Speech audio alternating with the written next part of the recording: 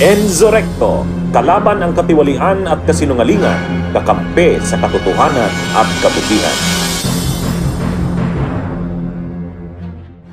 Sinagot ni Commission on Elections Chairman George Erwin Garcia ang pahayag ni Sagip Party List Representative Rodante Marcoleta na may isa umanong opisyal ng COMELEC na tumanggap ng halos 1 bilyong piso mula sa mga bangko sa South Korea. Masyadong mahal. Yan ang iginiit ni Sagip Party List Representative Rodante Marcoleta patungkol sa kontrata ng COMELEC sa Miro Systems para sa 2025 midterm elections.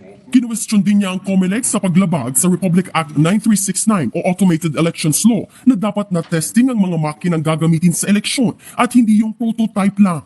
Sabi nila, why was it prototype? A prototype is a customized machine but not produced yet.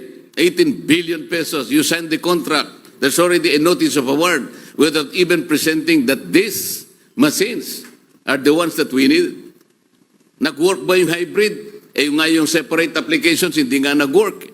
Bukod dyan, naglabas din si Marcoleta ng listahan ng 49 offshore bank accounts na konektado umano sa isang opisyal ng COMELEC. Ang mga depositor sa listahan mula umano sa South Korea. Mahigit 2.1 million US dollars o 120 million pesos ang mga dineposito mula June 22, 2023 hanggang March 2024. Marso rin ngayong taon nang manalo sa bidding ang Miro Systems na pag-aari ng isang South Korean company.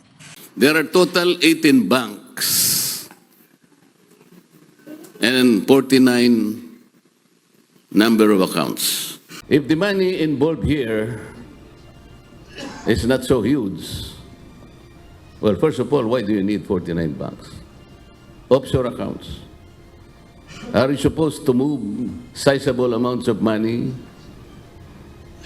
globally? Kaya kailangan mo ito. The most intriguing part here, ladies and gentlemen, is that these accounts are traceable to one COMELEC official. Ngunit nang tanungin ang mambabatas kung naberipika na ba nila ang nasabing impormasyon, Ayaw po nating sabihin ang pangalan kasi nga it's unfair naman na sabihin natin ang pangalan while we're still in the process of verifying this. Hindi pinangalanan ni Marcoleta ang sinasabi niyang opisyal pero tingin ni COMELEC Chairman George Garcia, siya ang tinutukoy ng kongresista. Huwag na po natin paikot-ikutin. Ako po yung nire-refer doon. 2 linggo na po kami may informasyon. Actually po nakaplano yung demolition job laban sa COMELEC. Ngayon pa lang itinatanggi na ni Garcia na mayroon siyang mga bank account abroad. bago pa man anya ihayag ni Marcoleta ang isyu kanina, sumulat na siya sa National Bureau of Investigation para paimbestigahan kung sino ang nasa likod nito. Handa rin siyang mag-issue ng waiver para pabuksan kung matrace ang mga account na ito. Baka pwede imbestigahan kung totoo yung mga akusasyon laban sa akin.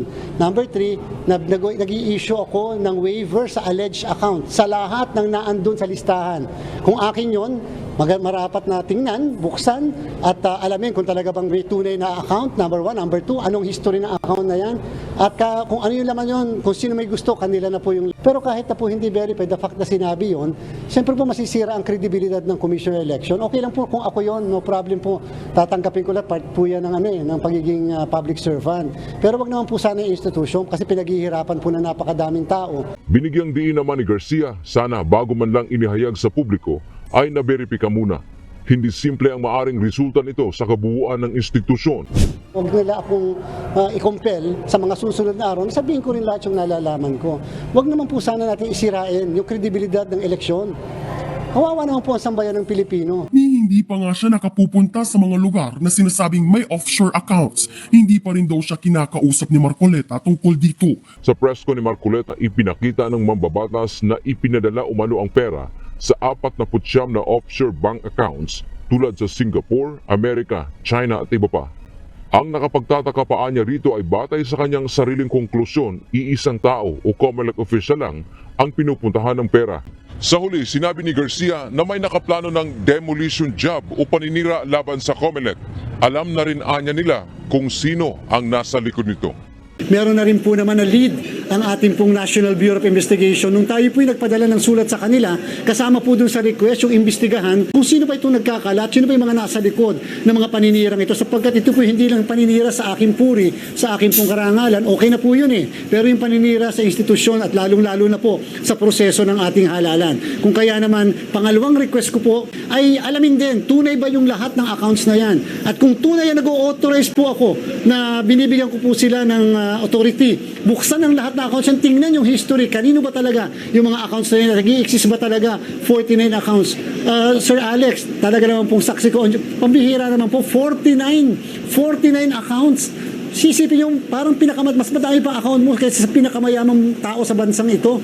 Talaga pong kagulat-gulat at talagang pagka binasa mo parang makatotohanan. Kaya nga po, everybody, kayo pong mga nanonood, mga kababayan, pwedeng mabiktima ng mga ganitong klaseng fake news, misinformation, disinformation. Ang sinasabi po pondo sa press con at doon sa white paper na mga 4-5 pahina kasi yun, 49 daw po na accounts for offshore. Ibig sabihin, foreign bank accounts po yun. Sa North America, sa China, sa Singapore, sa Korea, madaming bansa po. Yan po yung mga bansa katulad ng Amerika na hindi ko pa po nararating kahit kailan. Nakakahiya mang pong banggitin. Subalit ako po'y dadalwa lang ng visa ko sa dalawang bansa. Ibig sabihin, kung nakakaalis man ako doon sa mga bansang hindi kailangan ng visa, hindi pa po ako nakakatuntong sa Amerika, paano ka bibili ng property sa Amerika? Sabi, meron daw po kung ari-arian sa Amerika. Paano ka magdedeposito, maghuhulog? Pinakamatindi at mahigpit sa anti-money laundering ang ating pong ang Amerika, ang Singapore, ang even ang Korea. So yan po yung mga inaakusa po sa atin. Alam niyo po, nung pinasok po natin ng public service, hindi naman po tayo sanay dito dahil tayo po ay nasa privado bilang isang practitioner. Kasama na po yan sa ekspektasyon. Kaya lang po hindi natin inaasahan ganito kadumi ang pamumulitika, lalo't-lalo na may ibang interes na mga nananaig po dito. Gumagawa ka ng tama, inaayos mo ang eleksyon, inaayos natin po ang ating commission election. Meron talaga na maghahasik ng mga ganyan. Kaya lang, alam niyo po, meron naman po tayong tinatawag na batas sa karma at saksi naman natin lagi ang Panginoon Diyos sapagkat lagi naman tayong gagabayan ng ganyan. Basta tama lang po ang ginagawa natin, handa po natin tanggapin ang lahat ng mga pagbato ng mga putik na ganyan. Hindi po at hindi natin papayagan yan. Nakafocus pa rin po tayo. Yan po, yung mga binabatong yan na putik, bato, anuman, yan po lahat ng yan ay baliwala po kung ako mo ang tatanungin sapagkat handa po naman tayong salagin ang lahat ng yan. Ang dapat lang po, mag-focus kami, proceed kami sapagkat again, ang susunod na taon tinatawag ko na super election year. Isipin niyo po sa May 12, dalawa po election natin, national and local election at first parliamentary Bangsamoro election. Napaka-crucial po dyan. At 5 buwan pagkatapos meron po tayong barangay at SK elections. So, hindi po kami pwedeng magpatumpik-tumpik o matulog dito sa trabaho po natin. Kinakailangan po nakafocus tayo sa ating ginagawa. Gusto ko pong ipaliwanag, sabihin sa mga kababayan natin, nagkaroon po kami ng isang open, transparent na proseso ng procurement. Present ang media lahat, naka-livestream, present ang Citizens Arm, ang interest groups, stakeholders, kasama po ang Commission on Audit. Wala po silang nakitang pangit o masama o illegal o irregular doon po sa ginawa po natin. At 5 po ang bumili ng bidding documents. Subalit nung submission na po, isa lang po ang nag-submit, dinisqualify pa namin nung una yung Meru system. Nung pangalawang beses, 5 na naman ang bumili ng mismong bidding documents. At pagkatapos, isa na naman po ang nag-file at nag-submit ng bidding document. Wala po kaming control sa kung sino magpa-participate. Hindi po namin alam kung bakit umiwas sila at hindi na sila nag-participate sa ating pong bidding. So hindi po kami masisisi sa ganon. At ang pinaka-importante po, kinwestiyon yung pagkaka-award namin sa Meru system. Hanggang ngayon naman po, natutuwa tayo sa ating pong kagalang-galang na Korte Suprema. Hindi naman po tayo pinahinto. Wala pong restraining order. Pinatuloy-tuloy po ng Korte Suprema ang ginagawa po nating paghahanda. Bawat araw sa buhay ng COMELEC ngayon ay ganun kahalaga, ganun kaimportante.